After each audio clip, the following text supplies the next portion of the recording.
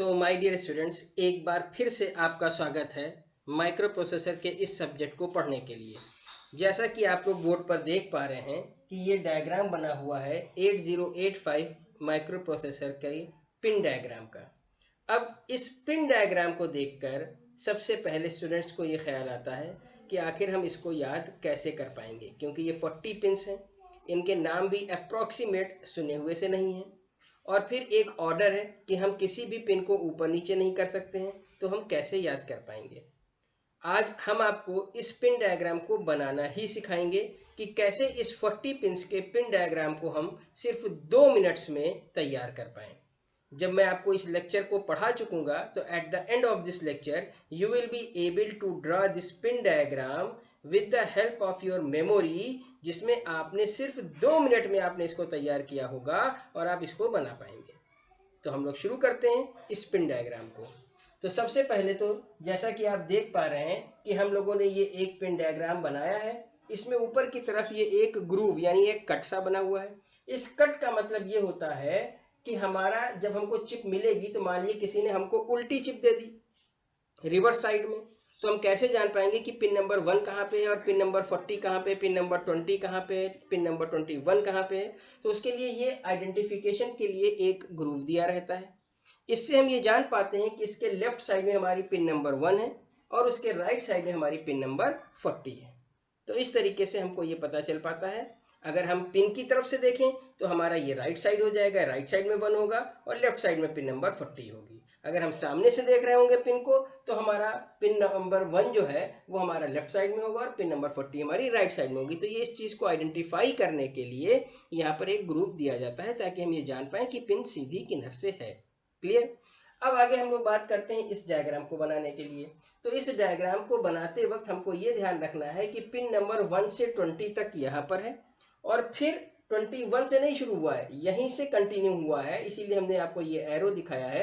21 से लगाकर 40 तक की हमारी पिन्स कंप्लीट हुई हैं।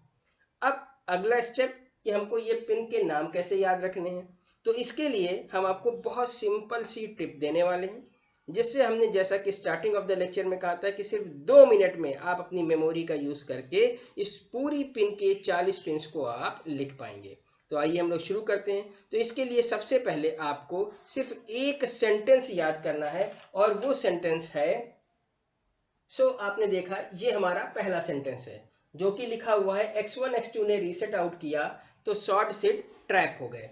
इसका मतलब ये हुआ कि अगर हमने इस सेंटेंस को याद कर लिया है, जिसका मतलब है कि x1 x2 कोई आदमी होंगे जिन्होंने अगर किसी चीज को रीसेट किया, कोई मशीन को रीसेट किया, तो शॉर्ट और सिड जो 2 लोग रहे होंगे वो ट्रैप हो गए यानी फंस गए।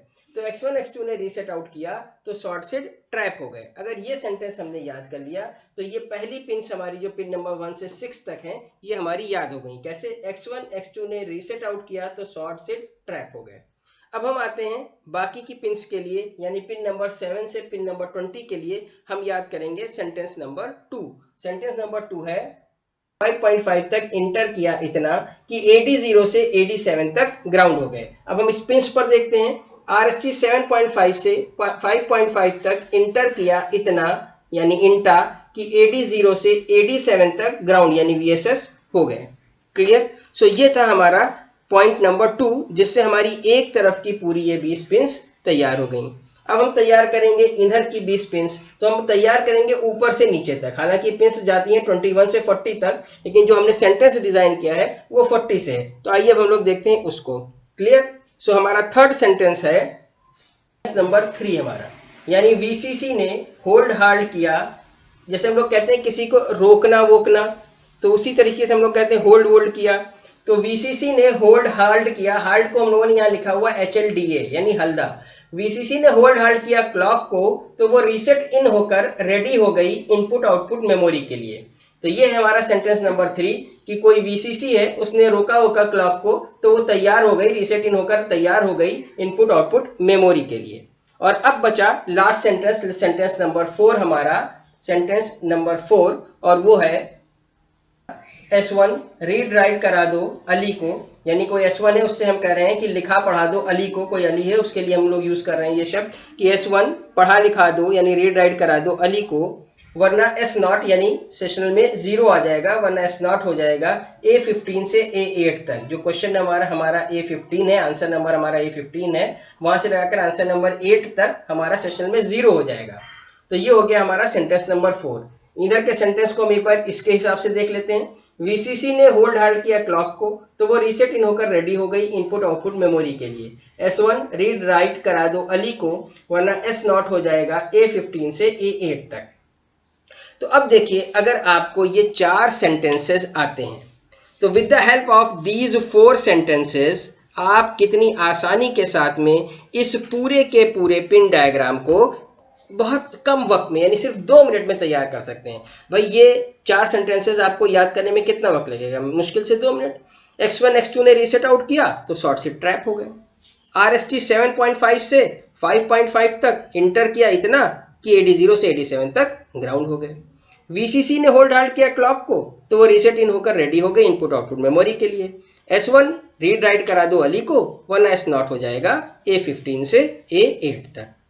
हो सकता है आप में से बहुत लोग सोच रहे हो कि सर ने सामने कोई बुक खोलकर रखी होगी और उसको देखकर पढ़ते चले जा रहे हैं। ऐसा नहीं है। ये 4 सेंटेंसेस आपको सिर्फ 2 मिनट में ही तैयार होंगे। देखिए, मैं तो बोर्ड की तरफ देखकर आपको ये सारे सेंटेंसेस बोल देता हूँ और इतनी जल्दी आपको भी याद हो जाएगा।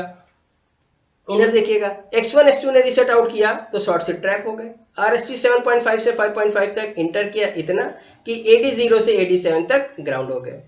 VCC ने होल्ड हाल्ट किया क्लॉक को तो वो रीसेट इन होकर रेडी हो गए इनपुट आउटपुट मेमोरी के लिए। S1 रीड राइट करा दो अली को, वरना S नॉट हो जाएगा A15 से A8 तक। बस 4 सेंटेंसेस हमारे तैयार हुए तो हमारा ये पूरा 40 पिन का पिन डायग्राम तैयार है हमें। और इसकी सबसे अच्छी बात यह है कि इसमें हम कोई भी चीज़ ऊपर नीचे भी नहीं कर पाएंगे, क्योंकि जिस ऑर्डर में सेंटेंस याद है उसी ऑर्डर में पिन आएंगी। कोई पिन बीच से छूट भी नहीं सकती, क्योंकि सेंटेंस इधर से उधर होगा नहीं, तो सारी पिन्स भी हमारी एक ऑर्डर में अरेंज रहेंगी।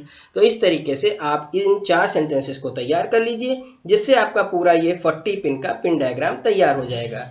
इसके बाद फिर हम आपको इन सारी पिन्स का काम सिखाएंगे अगले लेक्चर में कि ये पिन्स जो हैं वो क्या क्या काम करती हैं। तो इसका काम हम लोग सीखेंगे अगले लेक्चर में।